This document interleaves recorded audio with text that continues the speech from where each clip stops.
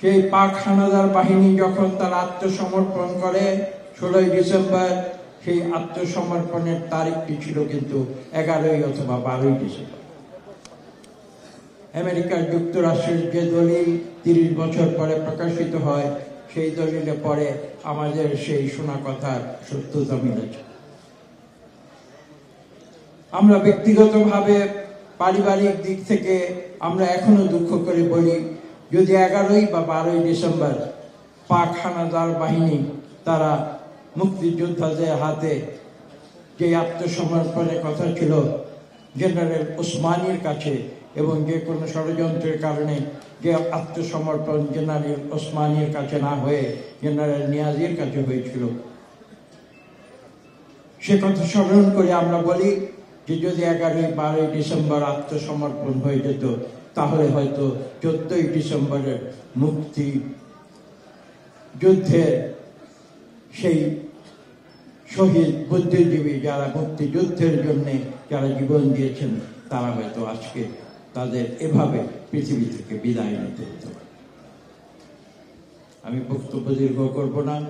আমি আজকের যে নতুন প্রজন্ম যারা এখানে রয়েছে, আমি তাদের কাছে আবেদন করব, আপনারা যে অভাব সৃষ্টি হয়েছিল বাংলাদেশে, সেই অভাব আজকে হয়তো পূরণ হয়েছে, অথবা প্রফেসর মাহবুবুল্লাহ যে কথা বলেছেন, সেই অভাব হয়তো পূরণ হয়নি এ কারণে যে এই বাংলাদেশ স্বাধীন হবার পরবর্তী সরকার তারা কিন্তু সত্যিকার বুদ্ধিজীবী তৈরি করেনি, তারা একদল ছাপোষা বুদ্ধিজীবী তৈরি করেছে।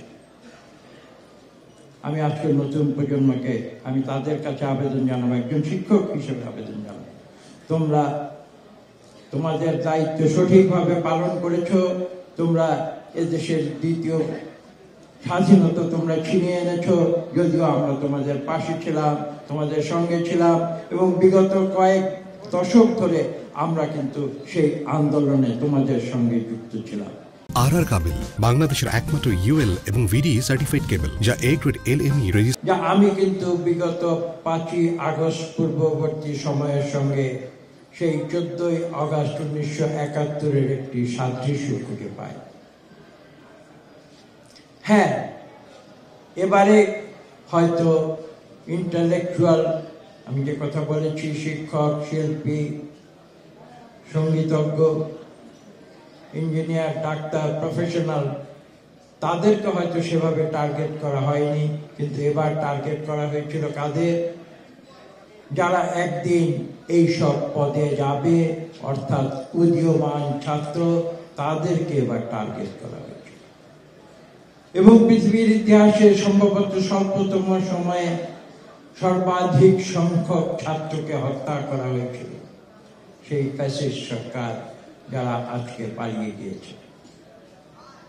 সেদিনের পাকিস্তান হানাদার বাহিনী তারাও কিন্তু আত্মসমর্পণ করেছিল, কিন্তু এখানে বলা প্রয়োজন তাদের দোসর যারা আলবদর, তাদের অধিকাংশ কিন্তু সেদিনও ঠিক একইভাবে পালিয়ে গিয়েছিল।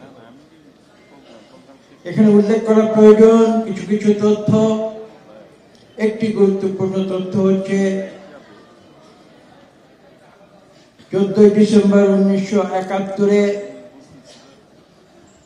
এই হত্যাকাণ্ড যারা সংগঠিত করেছিল, তাদের নেতৃত্বে ছিল একজন যে আজকে ইংল্যান্ডে পলাতক। তাকে শাস্তি দেওয়া হয়েছে, কিন্তু দেশে ফিরিয়ে আনা হয়নি, অথবা দেশে ফিরিয়ে আনার প্রচেষ্টা সফল। আমি বিশ্বাস করব আজকের অন্তর্বর্তীকালীন সরকার যদি তারা সত্যিকার অর্থে আজকের যে ছাত্র জনতা যাদের রক্তের বিনিময়ে আজকের দ্বিতীয় স্বাধীনতা অর্জিত হয়েছে, ঠিক একই কথা বিবেচনায় এনে যাদের রক্তের বিনিময়ে প্রথম স্বাধীনতা অর্জিত হয়েছিল, সেই অপরাধীদের নতুন করে চিহ্নিত করে তাদেরকে আইনানুগ শাস্তির বিধান জানাতে হবে। আমি আজকে এই দাবি জানাব।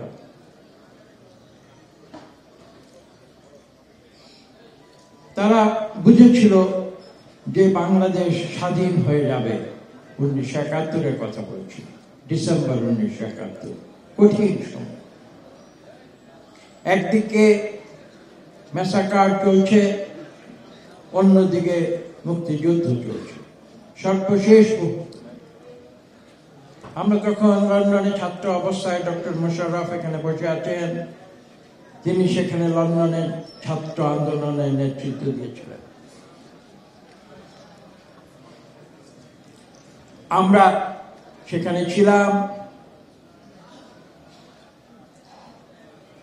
এবং আমরা কিন্তু মুক্তিযুদ্ধে যাবার সৌভাগ্য আমার হয়নি, কিন্তু লন্ডনের বুকে প্রতিবাদ করেছিলাম এবং সেই প্রতিবাদের কারণে আমার মেধাবৃত্তি তথা পাসপোর্ট বাজেয়াপ্ত করা হয়েছে।